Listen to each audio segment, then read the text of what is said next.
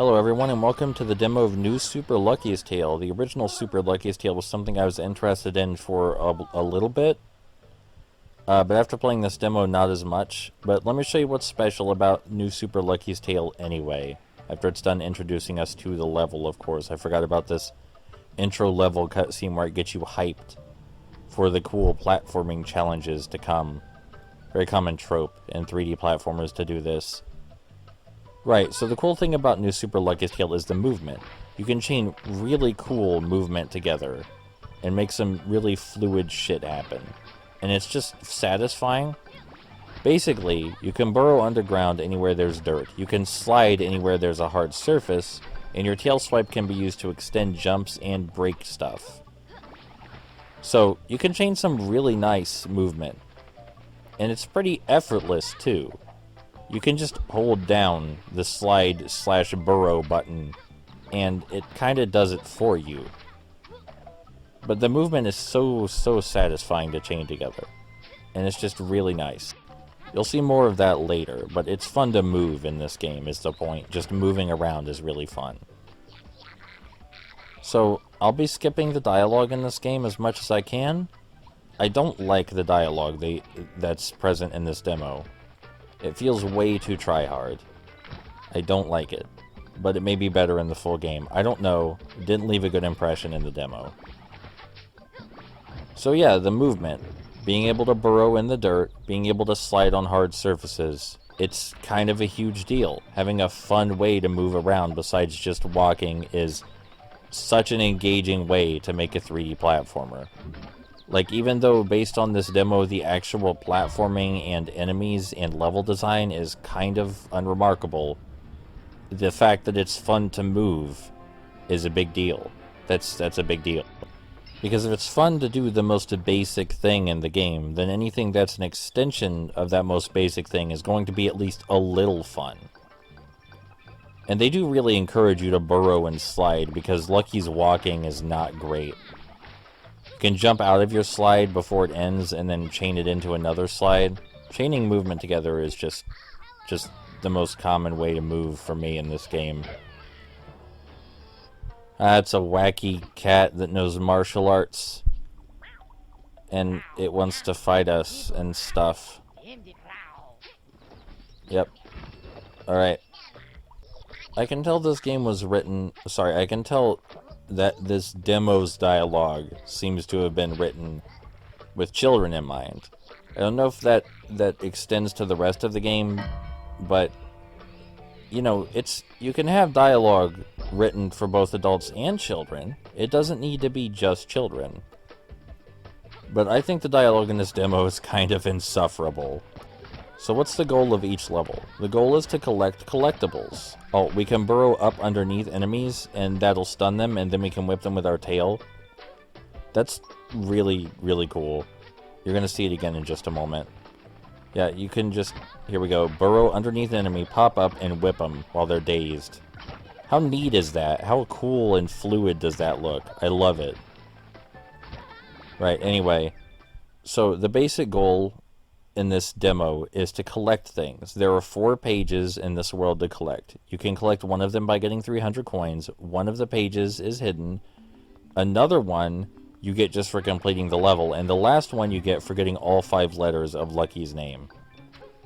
300 coins is actually a little too few, I think, because the first time I played this demo, I got 600 coins. So maybe 500 or 400 would be better.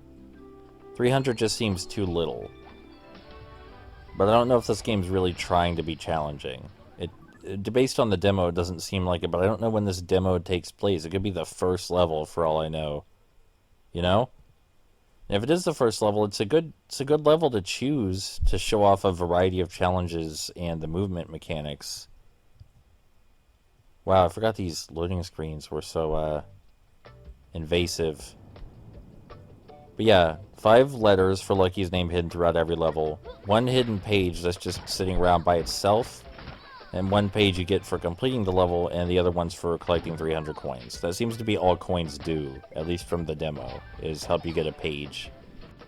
So, you know, given that I'm gushing over the movement, even though it's simple, It's fun. I think even a child could string together nice movement combos with this game.